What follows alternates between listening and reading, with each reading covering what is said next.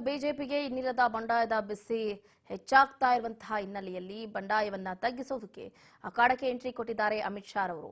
ಈಶ್ವರಪ್ಪ ಅವರಿಗೆ ಅಮಿತ್ ಶಾ ಕರೆಯನ್ನ ಮಾಡೋದ್ರ ಮುಖಾಂತರ ದೆಹಲಿಗೆ ಬರುವಂತೆ ಬುಲಾವ್ ಕೂಡ ನೀಡಿದ್ದಾರೆ. ಬುಧವಾರ ದೆಹಲಿಗೆ ಬರುವಂತೆಯೂ ಕೂಡ ಸೂಚನೆಯನ್ನ ನೀಡಿದ್ದಾರೆ. ಎಸ್ ಈಶ್ವರಪ್ಪನವರು ಇತ್ತ ಶಿವಮೊಗ್ಗ ಅಭ್ಯರ್ಥಿಯಾಗಿ ಬಂಡಾಯದ ಅಭ್ಯರ್ಥಿಯಾಗಿ ಸ್ಪರ್ಧೆ ಮಾಡ್ತೀನಿ ಅಂದ ತಕ್ಷಣ ಕೇಂದ್ರ ಗೃಹ ಸಚಿವರು ಅವರಿಗೆ ಕರೆಯನ್ನ ಮಾಡಿ ದೆಹಲಿಗೆ ಬನ್ನಿ ಅಂತ ಬುಲಾವನ್ನ ಕೊಟ್ಟಿದ್ದಾರೆ.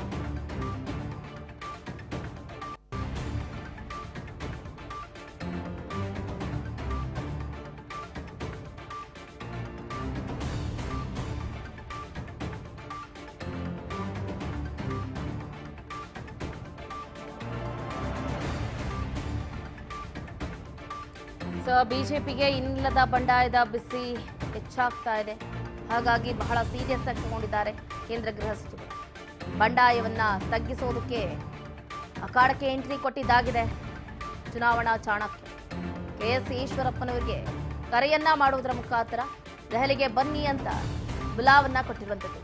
ಒಂದು ಕಡೆ ಸಂಸದೆ ಸುಮಲತಾ ಅಂಬರೀಶ್ ಅವರಿಗೆ, ಮತ್ತೊಂದು ಕಡೆ ಈಶ್ವರಪ್ಪನವರಿಗೆ ಕರೆಯನ್ನ ಮಾಡುವುದರ ಮುಖಾಂತರ ದೆಹಲಿಗೆ ಬನ್ನಿ ಅಂತ ಆಹ್ವಾನವನ್ನ ಕೊಟ್ಟಿದ್ದಾರೆ.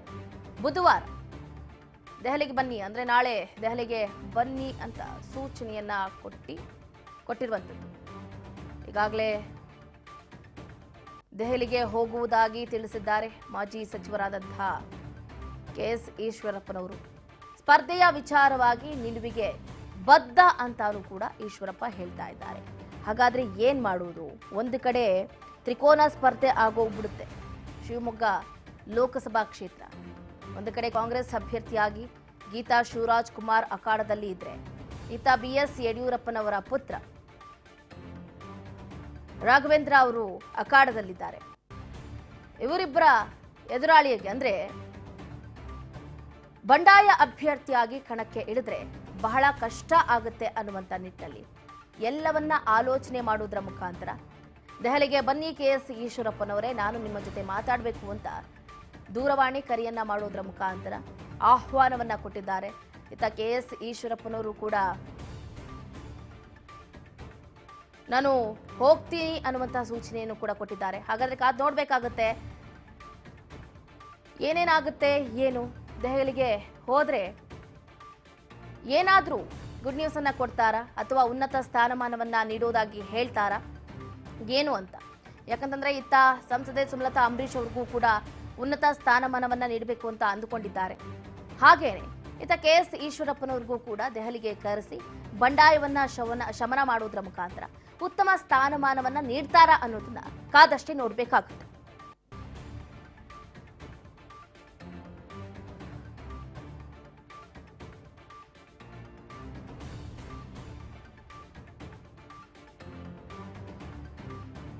ಒಂದು ಕಡೆ ಕೇಂದ್ರ ಗೃಹ ಸಚಿವ ಅಮಿತ್ ಶಾ ಅವರು ಕಾರ್ಯಕರ್ತರ ಸಭೆ, ಮತ್ತೊಂದು ಕಡೆ ಬಂಡಾಯ ಶಮನಕ್ಕೆ ನೇರವಾಗಿ ಎಂಟ್ರಿಯನ್ನು ಕೊಟ್ಟಿದ್ದಾರೆ. ಪಕ್ಷದೊಳಗಿನ ಆಂತರಿಕ ಭಿನ್ನಮತ ಆಗಿರಬಹುದು, ಬಂಡಾಯದಂತಹ ಚಟುವಟಿಕೆಗಳನ್ನು ಈಗಾಗಲೇ ಗಂಭೀರವಾಗಿ ತೆಗೆದುಕೊಂಡಿರುವಂತಹ ಗೃಹ ಸಚಿವರು ಅಸಮಾಧಾನದ ಬೆಂಕಿಯನ್ನ ಶಮನ ಮಾಡೋದಕ್ಕೆ ಎಂಟ್ರಿ ಕೊಟ್ಟಿರುವಂಥದ್ದು.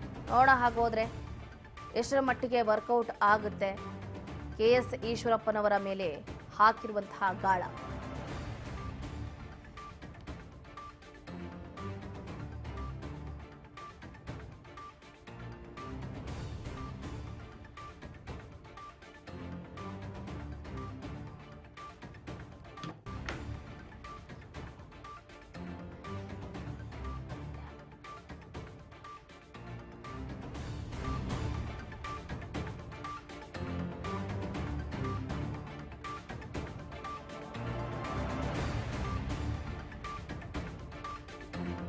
ಬಗೆಹರಿಸುವುದರ ಜೊತೆಗೆ ಮಿತ್ರ ಪಕ್ಷ ಜೆಡಿಎಸ್ ಜೊತೆಗೆ ಹೆಗಲಿಗೆ ಹೆಗಲು ಕೊಟ್ಟು ಶ್ರಮಿಸೋದಕ್ಕೆ ಪಕ್ಷದ ನಾಯಕರಿಗೆ, ಕಾರ್ಯಕರ್ತರಿಗೆ ಮಾರ್ಗದರ್ಶನವನ್ನು ಕೂಡ ನೀಡಲಿದ್ದಾರೆ ಇವತ್ತು ಗೃಹ ಸಚಿವರು. ಯಾಕಂದ್ರೆ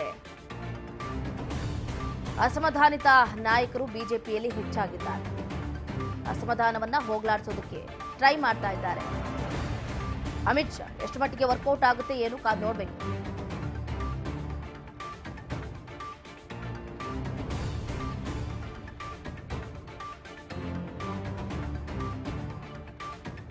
ಚುನಾವಣೆ ಸ್ಪರ್ಧೆಯಿಂದ ಹಿಂದೆ ನಾನು ಸರಿಯೋದಿಲ್ಲ. ಯಾವುದೇ ಕಾರಣಕ್ಕೂ ಕೂಡ ಚುನಾವಣಾ ಸ್ಪರ್ಧೆಯಿಂದ ನಾನು ಹಿಂದೆ ಸರಿಯೋದಿಲ್ಲ.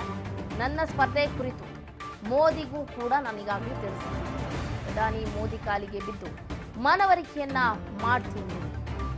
ಚುನಾವಣೆ ಸ್ಪರ್ಧೆಯಿಂದ ಯಾವುದೇ ಕಾರಣಕ್ಕೂ ಕೂಡ ನಾನು ಹಿಂದೇಟನ್ನ ಹಾಕೋ ಸಂದರ್ಭನೇ ಒದಗಿ ಬರುವುದಿಲ್ಲ. ಶಿವಮೊಗ್ಗದಲ್ಲಿ ಪಕ್ಷೇತರ ಅಭ್ಯರ್ಥಿ ಕೆಎಸ್ ಈಶ್ವರಪ್ಪನವರು ಹೇಳಿಕೆಯನ್ನ ಕೊಟ್ಟಿದ್ದಾರೆ. ನನ್ನ ಸ್ಪರ್ಧೆ ಕುರಿತು ಮೋದಿಗೂ ಕೂಡ ನಾನು ಮನವರಿಕೆಯನ್ನ ಮಾಡ್ತೀನಿ, ಅವರನ್ನ ಒಪ್ಪಿಸ್ತೀನಿ. ಏನೇ ಆದರೂ ಕೂಡ ನಾನು ಸ್ಪರ್ಧೆಯನ್ನ ಮಾಡೋದು ಖಚಿತ, ಅದರಲ್ಲಿ ಯಾವುದೇ ರೀತಿಯಾದಂತಹ ಡೌಟ್ ಇಲ್ಲ ಅಂತ ಕೆಎಸ್ ಈಶ್ವರಪ್ಪ ಹೇಳಿಕೆಯನ್ನ ಕೊಟ್ಟಿರುವಂಥದ್ದು. ಹಾಗಾದ್ರೆ ಬಹಳ ರಿಸ್ಕಿನ ಕೆಲಸ ಅಂತಾನೆ ಹೇಳ್ಬೋದು. ಈಶ್ವರಪ್ಪನವರು ಬಂಡಾಯ ಎದ್ದು ಬಿಟ್ಟಿದ್ದಾರೆ. ಶಿವಮೊಗ್ಗ ಲೋಕಸಭಾ ಕ್ಷೇತ್ರದಿಂದ ನಾನು ಬಂಡಾಯ ಅಭ್ಯರ್ಥಿಯಾಗಿ ಸ್ಪರ್ಧೆ ಮಾಡೇ ಮಾಡ್ತೀನಿ.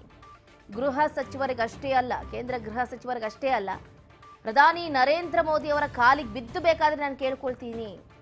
ನಾನು ಈ ಬಾರಿ ಸ್ಪರ್ಧೆ ಮಾಡೇ ಮಾಡ್ತೀನಿ, ನನಗೆ ಅವಕಾಶವನ್ನ ಕಲ್ಪಿಸಿ ಕೊಡಿ ಅಂತ ನಾನು ಮೋದಿ ಅವರನ್ನು ಕೂಡ ಕೇಳ್ಕೊಳ್ತೀನಿ ಅಂತ ಅವರ ನಿಲುವನ್ನ ಬಿಡದೆ ಸ್ಪರ್ಧೆ ವಿಚಾರವಾಗಿ ಖಡಕ್ ಸಂದೇಶವನ್ನ ರವಾನೆ ಮಾಡಿದ್ದಾರೆ. ಕಾದ್ ನೋಡ್ಬೇಕಾಗುತ್ತೆ. ಅಮಿತ್ ಶಾ ಅವರ ಕೋರಿಕೆಯ ಮೇರೆಗೆ ದೆಹಲಿಗೆ ತೆರಳುತ್ತಾ ಇದ್ದಾರೆ. ಯಾಕಂತಂದ್ರೆ ಅವರಿಗಷ್ಟು ಒಂದು ರೀತಿಯಾದಂತಹ ದುಃಖ, ಬೇಸರ ಆಗಿದೆ. ಕೆಇ ಕಾಂತೇಶ್ ಅವರಿಗೆ ಹಾವೇರಿ ಲೋಕಸಭಾ ಕ್ಷೇತ್ರದಿಂದ ಸ್ಪರ್ಧೆ ಮಾಡೋದಕ್ಕೆ ಅವಕಾಶವನ್ನ ಕಲ್ಪಿಸಿಕೊಡ್ತೀನಿ ಅಂತ ಮಾಜಿ ಮುಖ್ಯಮಂತ್ರಿಗಳಾದಂತಹ BS ಯಡಿಯೂರಪ್ಪನವರು ಒಂದು ರೀತಿಯಾದಂತಹ ವಾಗ್ದಾನವನ್ನ ನೀಡಿರ್ತಾರೆ. ಅದೇ ನಂಬಿಕೆ ಮೇಲೆ ಬಹಳ ಅಚ್ಚುಕಟ್ಟಾಗಿ ಪ್ರಚಾರವನ್ನು ಕೂಡ ನಡೆಸುವುದಕ್ಕೆ ತಯಾರಿಯನ್ನ ಮಾಡಿಕೊಂಡಿದ್ದಾರೆ. ಆದರೆ ಕೊನೆಯ ಹಂತದಲ್ಲಿ ಕೆಇ ಕಾಂತೇಶ್ ಅವರಿಗೆ ಹಾವೇರಿ ಲೋಕಸಭಾ ಕ್ಷೇತ್ರದಿಂದ ಟಿಕೆಟ್ ಮಿಸ್ ಆಗುತ್ತೆ.